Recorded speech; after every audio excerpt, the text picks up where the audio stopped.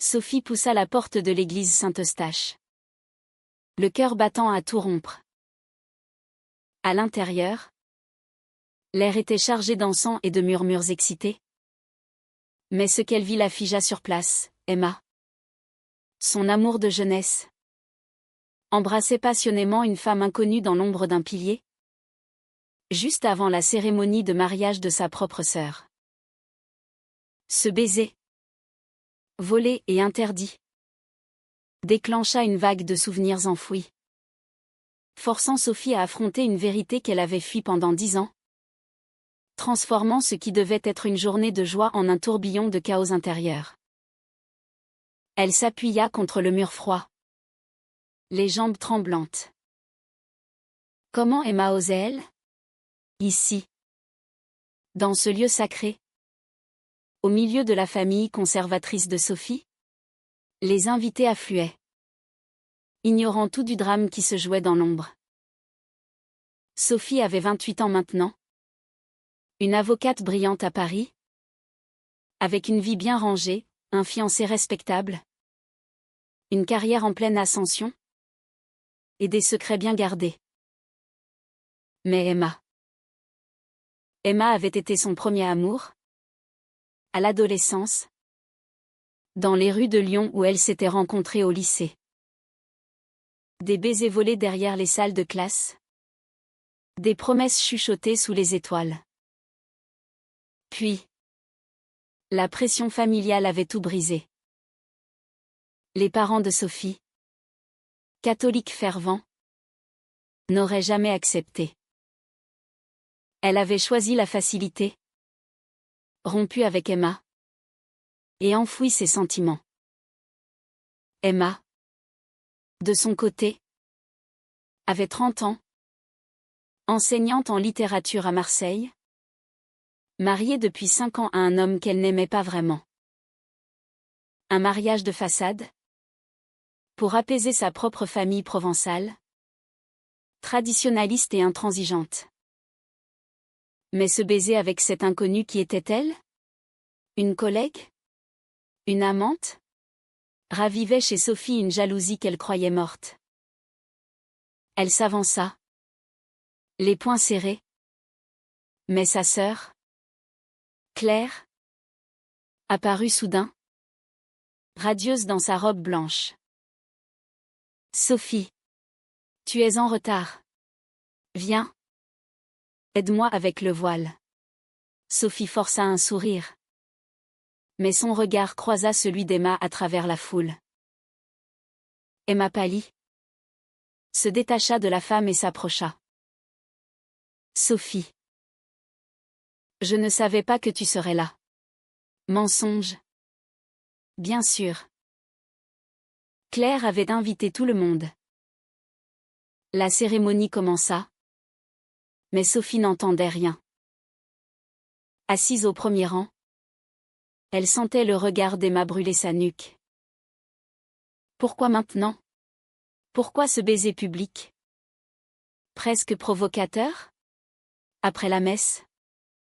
Lors de la réception dans un hôtel du Marais? Sophie ne put se retenir.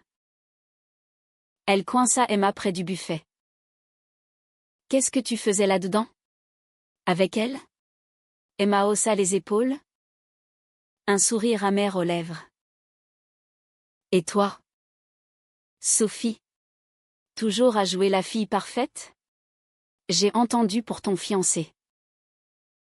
Félicitations. Le ton était chargé de sarcasme. Sophie sentit la colère monter. Tu n'as pas le droit de me juger. Tu es mariée? Toi aussi. Emma rit doucement. Mariée? C'est une prison? Sophie. Une que j'ai choisie par peur. Comme toi. Cette conversation rouvrit des plaies. Sophie se rappelait leur nuit d'adolescente, à rêver d'une vie ensemble. Mais la société française, malgré ses avancées, restait imprégnée de normes hétérosexuelles, surtout dans les familles comme la leur. Les parents de Sophie Médecin à la retraite? Attendait d'elle un mariage traditionnel? Des enfants. Une femme doit fonder une famille, disait-il souvent. Emma avait subi la même pression. Sa mère, veuve, l'avait poussée vers un bon parti pour assurer son avenir. Mais ce baiser, il signifiait qu'Emma avait craqué. Je divorce, avoua-t-elle enfin. J'en ai assez de mentir. Sophie recula, choquée. Et cette femme? Une amie. Rien de plus. Mais elle me rappelle ce que j'ai perdu avec toi. Le reste de la soirée fut un calvaire. Sophie dansa avec son fiancé. Marc. Un banquier sympathique mais fade. Il l'embrassa. Et elle se força à répondre. Mais son esprit était ailleurs. Emma la hantait. À minuit. Alors que les invités partaient, Sophie reçut un message, rencontrons-nous demain. Café des Deux Magots. Il faut qu'on parle. Elle hésita. Puis répondit oui. Le lendemain matin, Paris s'éveillait sous un ciel gris. Sophie arriva la première. Nerveuse. Emma s'assit en face d'elle. Les yeux rougis. Je n'ai jamais arrêté de t'aimer.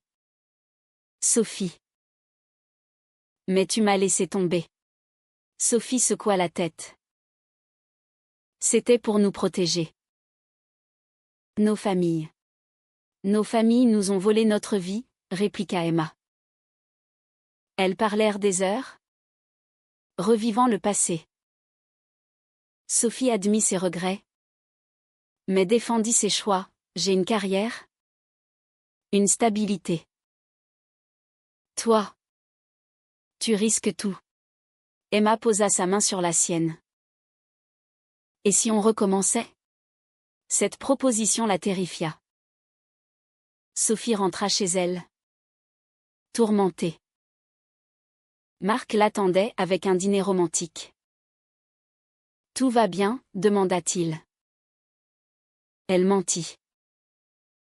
Cette nuit-là, elle ne dormit pas, pesant le pour et le contre. Choisir Emma signifiait affronter sa famille. Risquer son job dans un cabinet conservateur. Briser Marc. Mais rester, c'était se trahir elle-même. Le lendemain, elle annula un rendez-vous pour revoir Emma. Elles marchèrent le long de la Seine, main dans la main, comme autrefois. Je ne peux pas, murmura Sophie. Pas encore. Emma pleura. Alors? Quand? Sophie n'avait pas de réponse. Les jours suivants furent un tourbillon. Sophie évitait Marc, prétextant du travail. Sa mère appela, le mariage approche. Tu es heureuse? Bien sûr, mentit-elle. Mais intérieurement, le doute rongeait. Emma envoyait des messages, pense à nous. Sophie se rappelait leur rupture, à 18 ans. Elle avait dit à Emma, c'est fini. Je ne suis pas comme ça. Emma avait pleuré des jours. Maintenant, les rôles s'inversaient. Sophie confronta ses peurs, la société jugeait encore les lesbiennes. Surtout dans les cercles bourgeois. Perdre l'approbation familiale la briserait. Pourtant, avec Emma, elle se sentait vivante. Une semaine plus tard, lors d'un dîner familial, la tension explosa. Claire, sa sœur, mentionna Emma, elle divorce? La pauvre. Son mari était si gentil. Sophie se crispa. Sa mère soupira, le mariage? C'est sacré. On ne le brise pas comme ça. Sophie explosa. Et si on n'aime pas? Tous la regardèrent. Qu'est-ce que tu insinues? Demanda son père. Elle se tut. Mais le mal était fait. Rentrez. Marc sentit quelque chose. Parle-moi. Elle avoua, j'ai des doutes. Il fut dévasté. À cause de qui? Elle ne dit rien. Cette nuit. Elle appela Emma, viens. Elles passèrent la nuit à parler? Sans plus. Mais c'était un pas. Le lendemain. Sophie se réveilla avec Emma à ses côtés. Sur le canapé. Pas de sexe. Juste une intimité émotionnelle qu'elle n'avait pas connue depuis des années. Marc avait laissé un message, on doit discuter. Elle l'ignora, se concentrant sur Emma. Qu'est-ce qu'on fait maintenant? Demanda-t-elle. Emma sourit, on affronte le monde. Mais la réalité frappa vite. Au travail? Sophie reçut un appel de sa mère, Claire m'a dit pour Emma. Qu'est-ce qui se passe? Sophie paniqua. Rien. Maman. Mais le mensonge pesait. Elle décida de rompre avec Marc ce soir-là. La rencontre fut douloureuse. Dans leur appartement haussmannien? Marc pleura, je t'aime. Sophie. Pourquoi? Elle avoua, je suis gay. J'aime une femme. Il recula. Choqué. Depuis quand? Toujours. Il partit en claquant la porte, laissant Sophie en larmes. Emma arriva pour la consoler. C'était la bonne décision. Mais le prix était élevé, Marc menaça de tout dire à la famille. Sophie tremblait. Et si mes parents me rejettent? Emma la serra, je serai là. Les jours suivants, la nouvelle se répandit. Claire appela, Marc m'a tout raconté. C'est vrai? Sophie confirma. Oui. J'aime Emma. Claire hurla, tu vas détruire la famille. Pense à maman et papa. Sophie raccrocha. Blessée. Au cabinet. Les collègues chuchotaient. Son patron. Un homme traditionnaliste. La convoqua, vos affaires personnelles affectent-elles votre travail? Elle nia. Mais sentit la pression. Emma. De son côté. Affrontait son ex-mari. Il refusait le divorce amiable, tu me trompes avec une femme? Je vais te ruiner. Emma perdit son calme. Criant, c'est ma vie. Mais il gela leur compte. Sophie et Emma se réfugièrent l'une chez l'autre. À Paris. Elles marchaient incognito. Mais la peur les rongeait. Une soir. Chez Emma. Elles discutèrent des mœurs sociétales.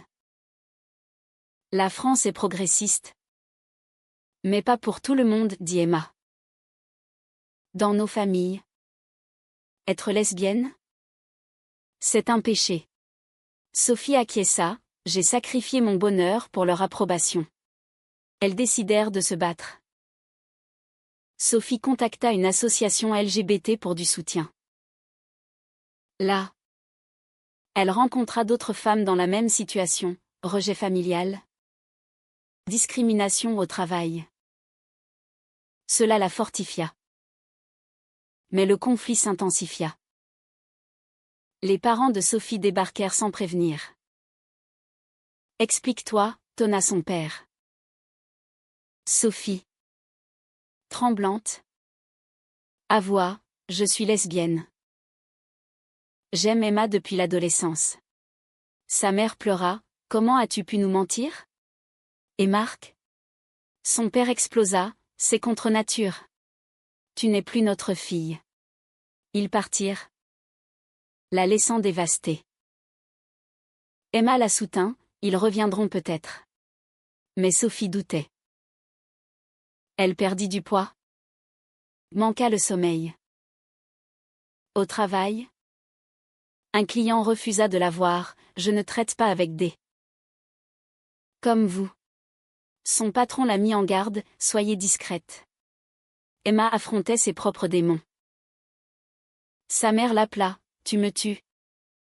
Emma. Divorce? Pour une femme? Emma répliqua, c'est qui je suis. Sa mère raccrocha. Puis. Son ex-mari envoya des papiers, il réclamait la garde de leur chien et la moitié de tout. Emma pleura, j'ai tout perdu pour toi. Sophie. Sophie la serra, pas moi. Elles décidèrent de cohabiter. À Montmartre. Elles louèrent un petit appartement. Là. Elles reconstruisirent. Mais les blessures saignaient. Sophie reçut une lettre de son père, reviens à la raison. Ou oublie-nous. Elle la déchira. Un mois plus tard, lors d'une manifestation pour les droits LGBT à Paris, elles se tinrent la main publiquement pour la première fois. La foule scandait. Mais Sophie tremblait. Soudain, elle vit Claire dans la foule, observant. Qu'est-ce que tu fais là? Demanda Sophie. Claire hésita, je voulais comprendre. Elles parlèrent. Claire admit, j'ai peur pour toi. Mais je t'aime. C'était un premier pas. Mais le soir, Marc appela Sophie, je vais bien. Bonne chance. Une clôture inattendue. Pourtant, les tensions persistaient. Emma perdit son job, l'école privée, catholique, a pris pour son divorce et son orientation. Incompatible avec nos valeurs, dirent-ils. Emma fut brisée, tout ça pourquoi? Sophie la motiva, on trouvera mieux. Elle utilisa ses contacts pour aider Emma à postuler ailleurs. Mais intérieurement, Sophie questionnait, avait-elle forcé Emma à tout sacrifier? La culpabilité la rongeait. Une nuit. Elles se disputèrent, tu m'as poussé à ça, cria Emma. Sophie répliqua, non. C'était ton choix. Elles se réconcilièrent. Mais la faille était là. La société amplifiait leur lutte. Des amis s'éloignèrent, jugeant leur relation anormale. Sophie lut des articles sur la discrimination, en France. Malgré le mariage gay, les lesbiennes affrontaient encore des préjugés. Cela la fit réfléchir aux choix moraux, trahir soi-même pour plaire aux autres. Elle décida d'écrire une lettre à ses parents, expliquant son amour. Pas de réponse. Emma, elle, confronta sa mère en personne. Accepte-moi ou perds-moi. La mère pleura, mais promit d'essayer. Un petit victoire. Sophie progressait au travail, prouvant sa valeur. Mais le prix émotionnel était élevé, anxiété, dépression. Elles consultèrent une thérapeute, explorant leur trauma. Vos familles vous ont conditionné, dit-elle. Cela aida. Peu à peu, elles bâtirent une vie, dîner avec des amis alliés, voyage en Provence. Mais les ombres planaient. 6 mois après le baiser dans l'église, Sophie et Emma affrontaient une nouvelle tempête. Emma trouva un nouveau poste à Paris, dans une école publique plus ouverte. Enfin, soupira-t-elle. Mais son ex-mari refusa de signer les papiers du divorce, traînant l'affaire au tribunal. Il veut me punir, dit Emma. Sophie. En tant qu'avocate, offrit son aide. Je m'en occupe. Elles passèrent des nuits à préparer le dossier, renforçant leurs liens. Mais lors de l'audience, l'ex-mari lâcha une bombe. Elle m'a trompé avec cette femme depuis des années. Mensonge. Mais cela salit leur réputation. Le juge fronça les sourcils. Emma sortit en larmes. Ma vie est ruinée. Sophie la consola, on gagne ensemble. De retour chez elle, la tension monta. Sophie reçut un appel de son patron, des clients se plaignent de votre style de vie, point. Elle défendit, ça n'affecte pas mon travail. Mais il l'a mis en probation. Furieuse, elle claqua la porte. Emma la trouva en pleurs, c'est ma faute. Non, répondit Sophie. C'est la société. Elles décidèrent de contre-attaquer. Emma contacta des médias pour partager leur histoire anonymement. Un article parut dans Libération, lesbienne face aux préjugés familiaux. Cela déclencha des débats en ligne, mais aussi des haineux. Des messages anonymes arrivèrent, dégénérés. Sophie tremblait. Mais Emma la motiva, on n'abandonne pas. La famille de Sophie réagit mal. Son père envoya un email, ton choix nous humilie. Elle répondit, mon amour n'est pas un choix. Pas de retour. Claire, cependant, les invita à dîner. Je veux vous connaître, Emma. La soirée fut tendue.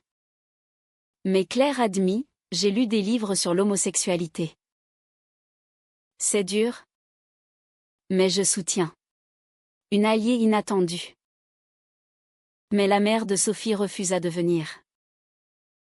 Elle prie pour toi, dit Claire. Sophie pleura, je ne suis pas malade. Emma affronta son propre passé. Une ancienne amie la contacta, je savais pour toi au lycée. Pourquoi as-tu épousé un homme? Emma avoua, peur du rejet. L'amie la serra, tu es courageuse maintenant. Cela guérit une partie d'elle.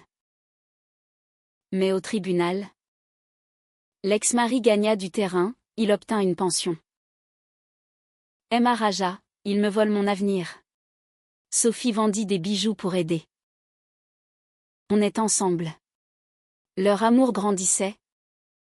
Mais à quel prix?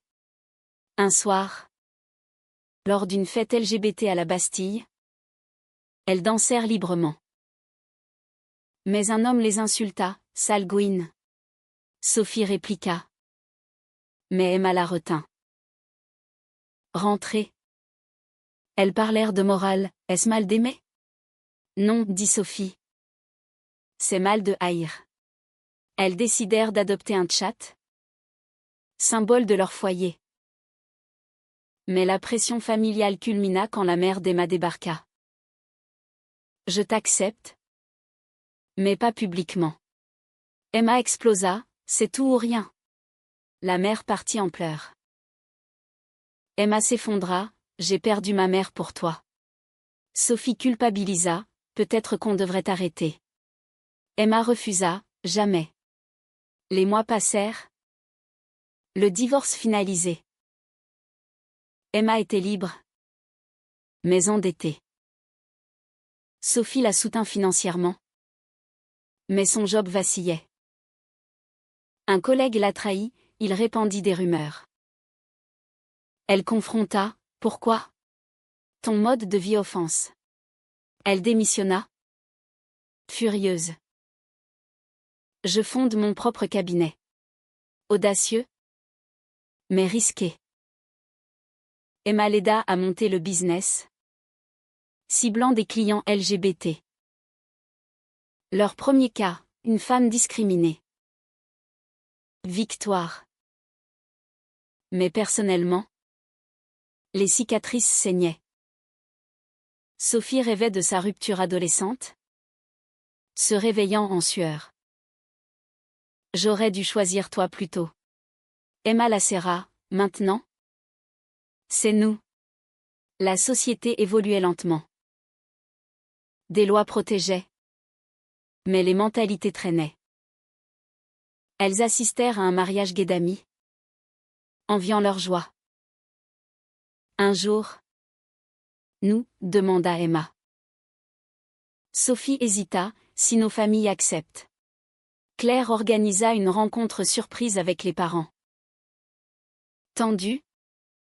Mais le père de Sophie parla, j'ai réfléchi. C'est dur. Mais tu es ma fille. La mère pleura, pardonne-nous. Une réconciliation fragile. Emma appela sa mère, viens nous voir. Elle accepta. À contre-cœur. Pourtant, de nouveaux conflits surgirent. Une ancienne amante d'Emma réapparut. Jalouse. Tu m'as quitté pour elle? Sophie douta, a-t-il eu d'autres? Emma avoua, oui. Pendant mon mariage. Pour survivre. Trahison. Sophie hurla, tu m'as menti. Elles se disputèrent violemment. Emma partit une nuit. Sophie paniqua. Appelant partout. Emma revint au matin, pardonne-moi. C'était de la survie. Sophie accepta. Mais la confiance ébranlée. On répare. Leur relation devint un champ de mine, amour intense. Mais hanté par le passé. Sophie consulta seule, j'ai peur de la perdre. La thérapeute, affrontez vos ombres. Elles le firent. Reconstruisant. Mais le prix, isolation sociale. Stress financier. Emma trouva un équilibre en écrivant un blog sur leur vie. Des followers encourageants.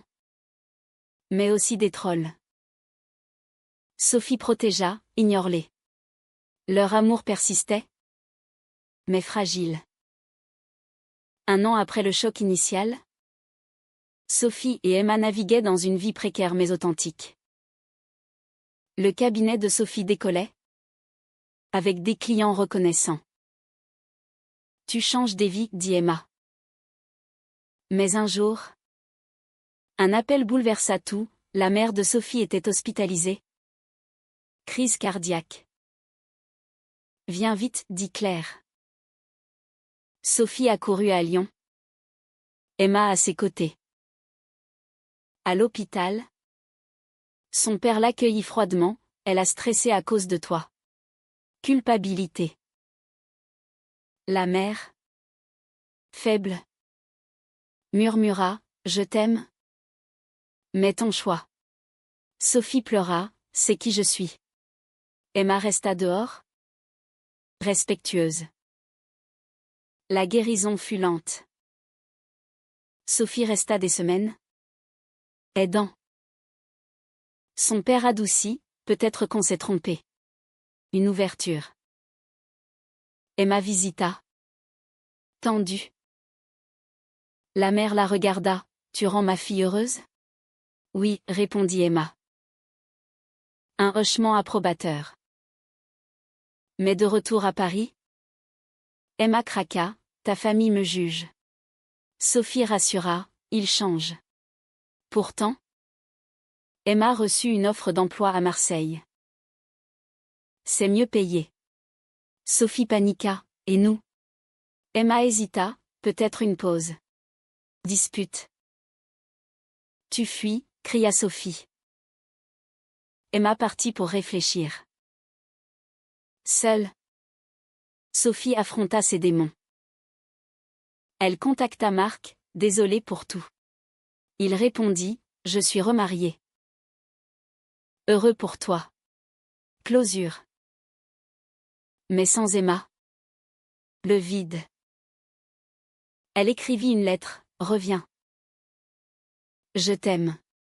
Emma revint, j'accepte l'offre. Mais on commute. Compromis. Elles s'installèrent dans une routine, week-end ensemble. Mais la distance usait. Emma confia, je me sens seule là-bas. Sophie proposa, viens vivre avec moi définitivement. Emma refusa, mon indépendance. Conflit moral, amour vs autonomie. Puis. Un trahison majeure. Sophie découvrit des messages sur le téléphone d'Emma, flirte avec une collègue. C'est quoi ça, hurla-t-elle. Emma avoua, juste des mots. Par solitude. Sophie explosa, après tout ce qu'on a sacrifié. Elle partit. Claquant la porte. Chez Claire. Elle pleura, elle m'a trahi. Claire conseilla, parlez.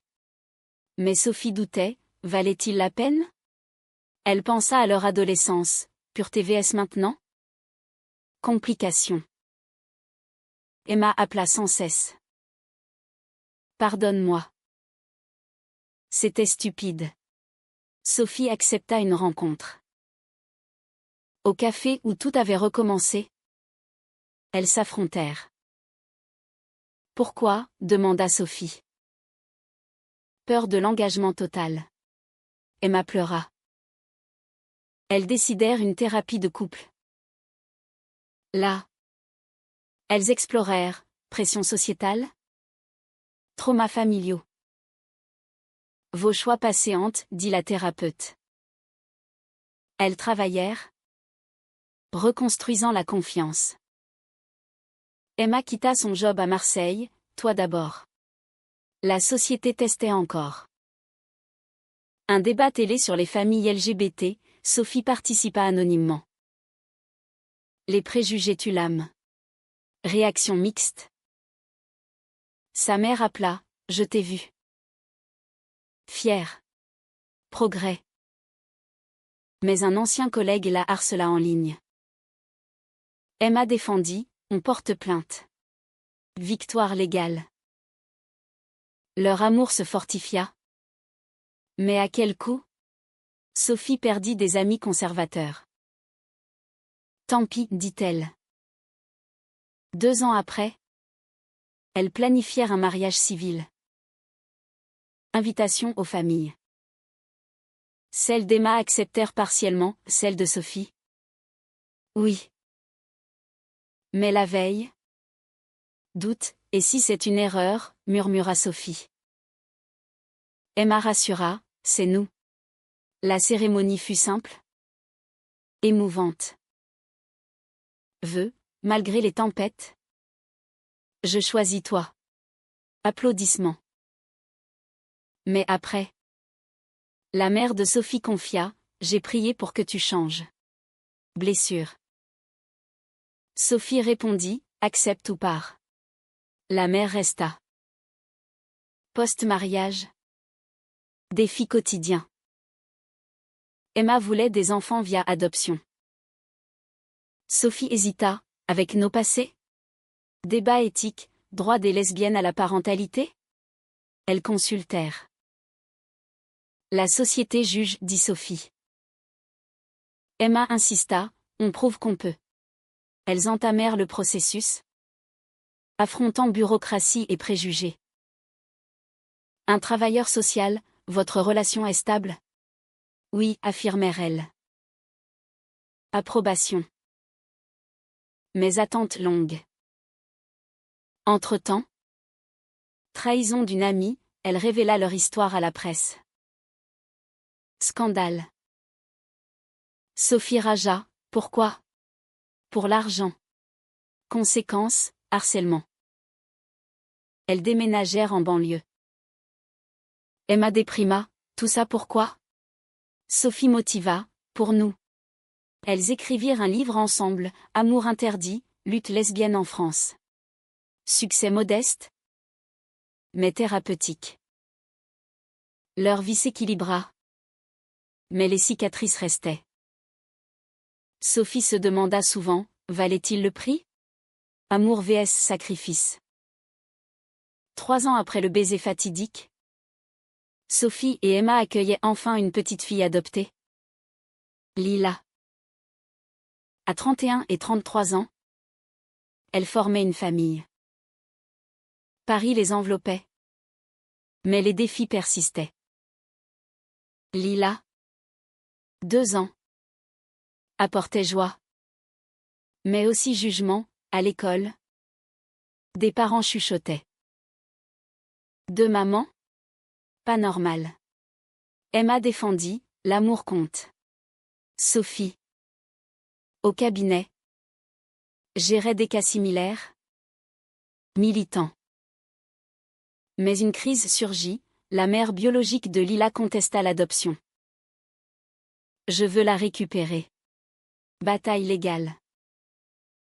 Sophie plaida, nous sommes sa famille. Victoire. Mais stress immense. Emma craqua, et si on perdait tout? Leur relation? Forgée dans le feu. Tenait. Mais un jour, Emma reçut une proposition, enseigner à l'étranger. C'est une chance. Sophie paniqua, et Lila? Débat, ambition vs famille. Emma choisit de rester, vous d'abord. Sacrifice. Sophie apprécia. Mais culpabilisa. Elles célébrèrent leur anniversaire, dîner sur la tour Eiffel. Malgré tout. Je t'aime, dit Sophie. Emma sourit, moi aussi. Pourtant, les familles évoluaient lentement. Les parents de Sophie visitaient. Jouant avec Lila. Elle est adorable, dit la mère. Acceptation graduelle.